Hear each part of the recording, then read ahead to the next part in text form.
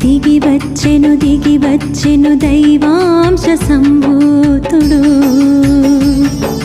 దివి నుండి భువికొచ్చెను గురు రాఘవేంద్రుడు భక్తి ప్రపత్తుల సాధన కోసం మానవాళి మనుగడ కోసం సుఖ శాంతుల జీవనం కోసం సన్మార్గంలో సంచరించడం కోసం దిగి వచ్చెను